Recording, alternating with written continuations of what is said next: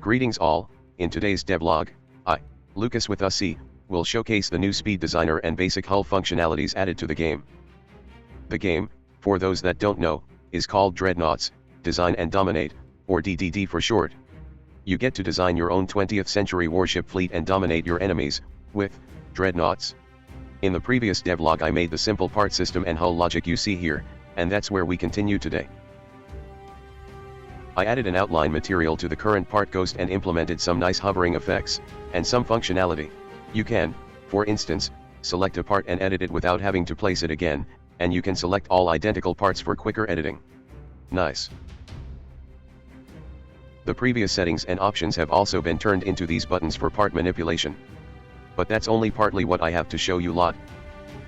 Get it? Partly. Smiley face. I made a promise in the title to put Yamato's engine into a light cruiser, and I'm intent on fulfilling that promise. So the hull is the focus of this video.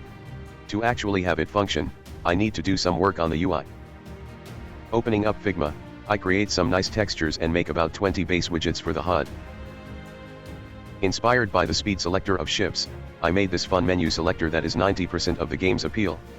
Clicking on a menu button will take the selector to the clicked option and a widget switcher switches the widget. Today I will only work on the hull design section, and you have already seen the weaponry section.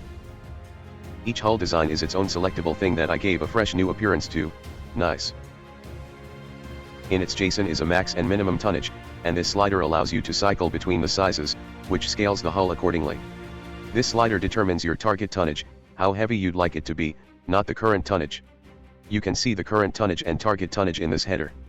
Right, this is the header for the ship you're designing, with the ability to change the class name and see the class of that ship. The name is randomly chosen from this massive pool of 3 options, but I might expand it later for different nations and classes. Under the brilliant name, you can find the ship's class with these 2 icons. A battleship gets a circle, but if it goes faster than 27 knots, it gets the battle cruiser half circle icon instead. Cruisers are split into heavy and light varieties, with the only determining factor being if they have a gun larger than 8 inches, in accordance with the Washington Treaty definition. But I digress. The tonnage slider is joined by a beam slider to allow you to slide your slider whilst you're sliding other sliders. Anywho, it basically just scaled the hull plus minus a given percentage in the x-axis, being the beam or width of it. A smaller beam makes the ship more efficient for speed, which reduces its Admiralty coefficient. What's that? The Admiralty coefficient is a part of an equation that represents the ratio between shaft horsepower, top speed, displacement, and the mysterious Admiralty coefficient. The displacement is how heavy the ship is, increasing or decreasing its inertia and thus the power needed to get it moving to a certain point. The shaft horsepower, which I write as kilo shaft horsepower, is the power of the engines to propel the ship. Thus, the equation can tell us how much shaft horsepower you need for a given speed, or how fast a specified engine can move the ship. The Admiralty coefficient is basically a stand-in for hull dynamics, with a larger number meaning that it is less efficient. Right now the standard ADCO is around 250, which should roughly work for this initial stage.